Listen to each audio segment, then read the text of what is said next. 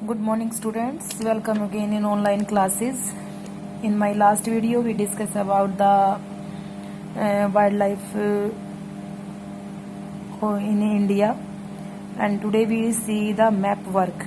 Last video में हमने यहीं तक छोड़ा था, तो आज हम नेचुरल वेजिटेशन का दोनों ही मैप एक बार कवर करेंगे।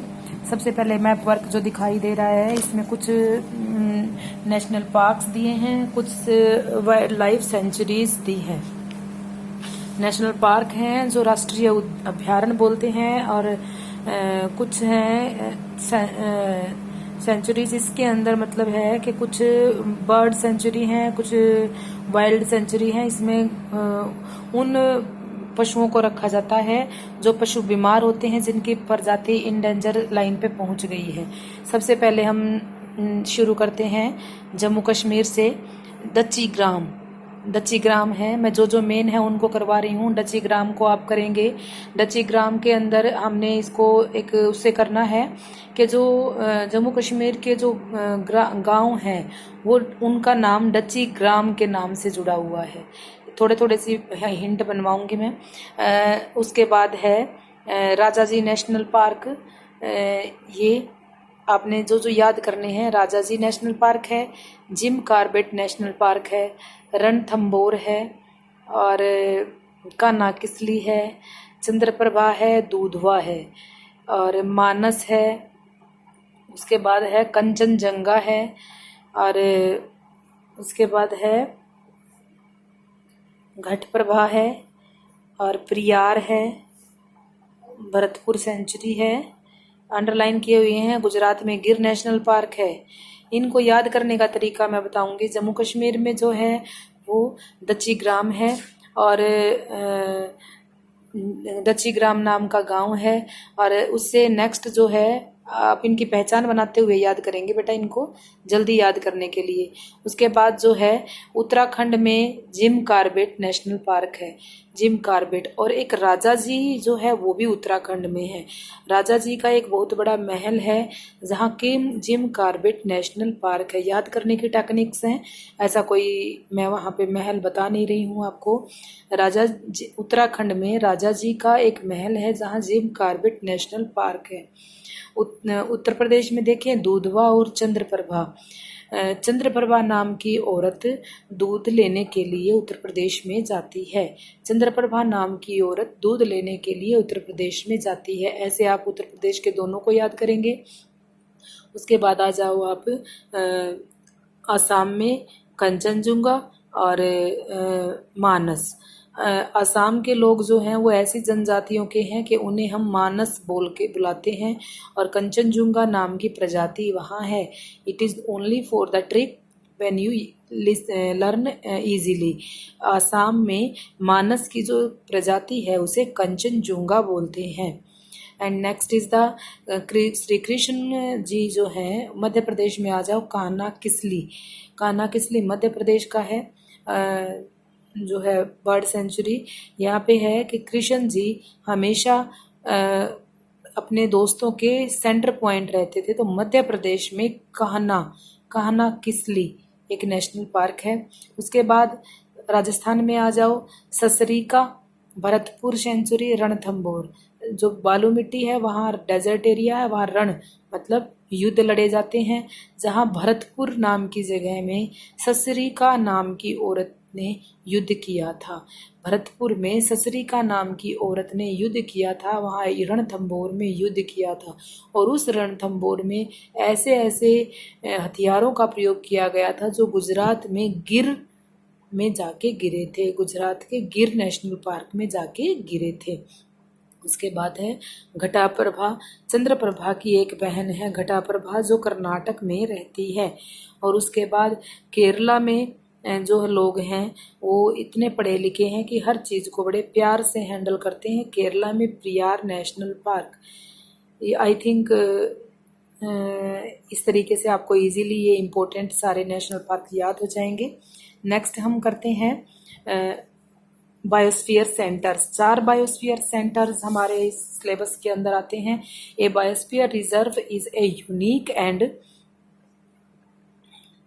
unique and representative economic and terrestrial and coastal area which is internationally recognized within the framework of the UNESCO Man and Biosphere MAB program. The Biosphere Reserve aim at the achieving the three objectives which conservation, development and logistic.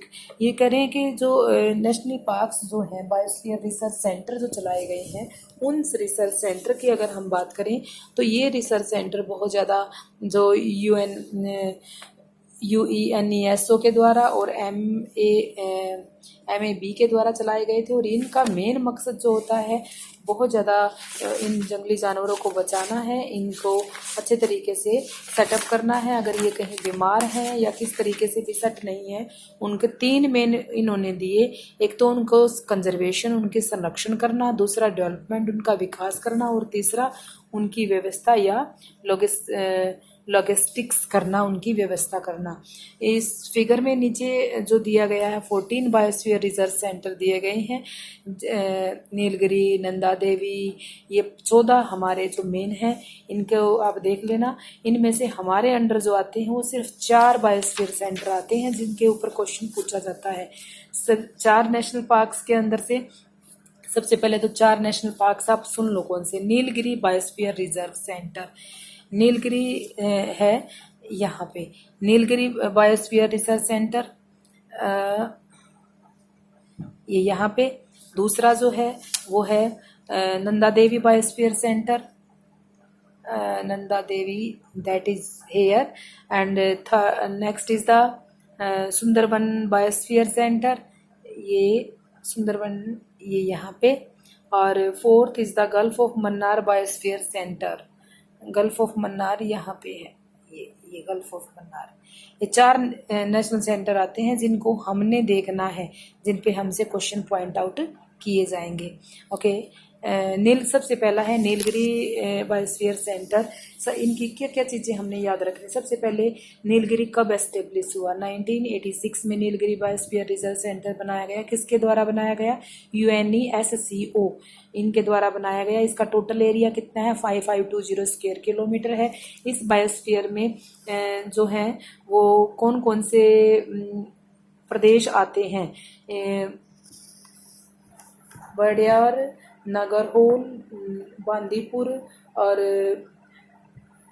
Mudumalai ये आते हैं।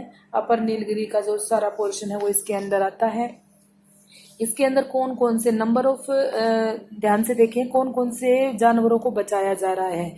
Nilgiri biosphere में जो है line tailed mosquitoes हैं, largest south Indian population of the elephant tiger हैं, सांभर हैं, चीतल हैं। इनको बचाने के लिए यहाँ पे काम किया जा रहा है। ये सिर्फ पॉइंट निकालने हैं, हर बायोस्फीयर के कम से कम 7 से 8 पॉइंट आपने निकालने हैं।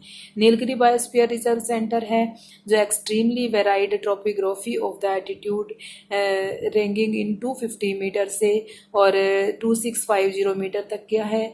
80% जो है फॉलोइंग द प्लांट को भी यहाँ बचाने के लिए काम किया जा रहा है। Second is Nanda Devi. Nanda Devi, this is the biosphere reserve cover in the part of the Chamoli, Almora, Pithoragarh, Bageshwar district में उत्तराखंड में है।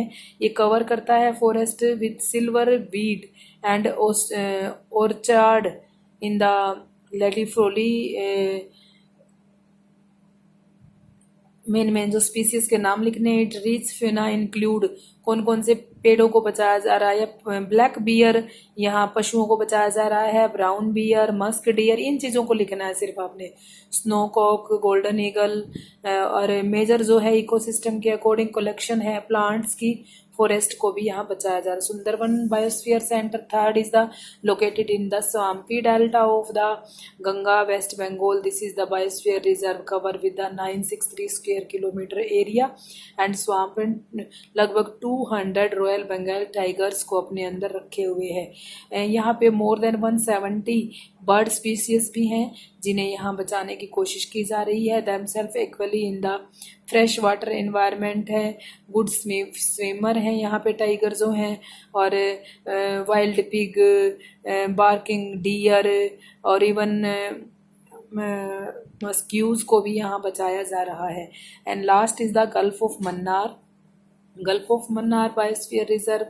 It spread over 10500 hectare coastal area of Tamil Nadu and considered with the one of the world richest region of the regard to marine biodiversity। सबसे ज़्यादा richest है इन biodiversity के कारण। इसमें 21 Iceland हैं और इन यहाँ पे जो है इन्वायरमेंट है, मार्शी लैंड है, मैंग्रोवी फॉरेस्ट यहाँ मिलते हैं। स्पीसीज जो है एंडेंजर दुदुंग ड्रैगन यहाँ जो ख़त्म हो रहा है बिल्कुल। 6 मैंग्रोवी स्पीशीज जो है इनको बचाया यहाँ जा रहा है। गल्फ ऑफ मन्नार से 6 से 7 पॉइंट, हर एक बायोस्फीयर से 6 से 7 पॉइंट, और मैप में ज़रूर देख लेना ये कहाँ है। इसके साथ ये चैप्टर आपका कंप्लीट हो जाता है। कल मैं इसका एनसीईआरटी पोर्शन आपको करने के लिए दूंगी और आपने इस चैप्टर को अच्छे से कंप्लीट कर लेना है। Okay, thank you, have a nice day.